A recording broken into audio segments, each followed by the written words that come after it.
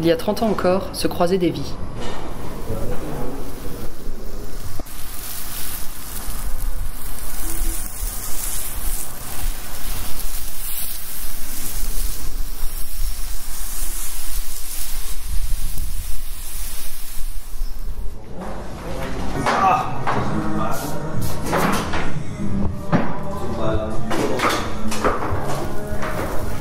Si nos vies sont parties, le patio s'est extirpé hors de son enclave.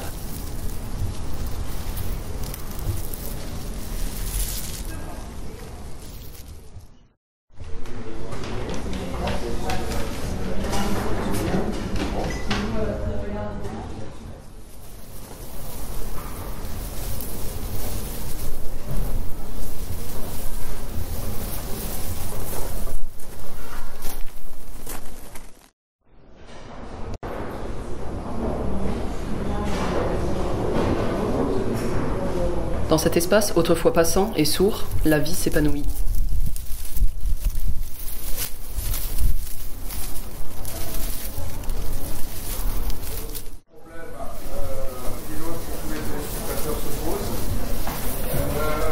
J'en fais place, pourquoi faire? Alors, c'est une question qui est évidemment un peu provocatrice. Devenu le berceau de ramifications fébriles et frémissantes d'une nouvelle jeunesse. Voilà.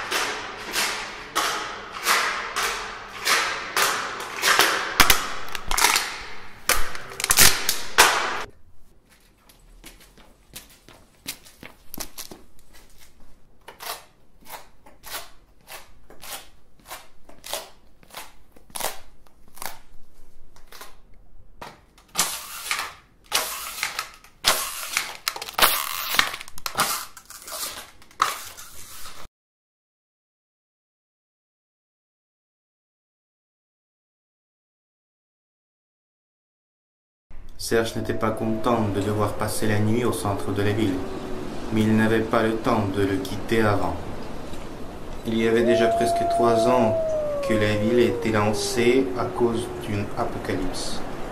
Serge décida de se réfugier dans un bâtiment moderne près de la gare, les vitrées brisées lui permettant d'y entrer sans grand bruit. En regardant dans le grand foyer, il réalisa que le bâtiment était complètement vide. Après la rue, il semble qu'il y avait un silence retentissant. Il a commencé à chercher un endroit assez bon pour passer la nuit. Serge s'est installé au 3e étage dans un petit bureau.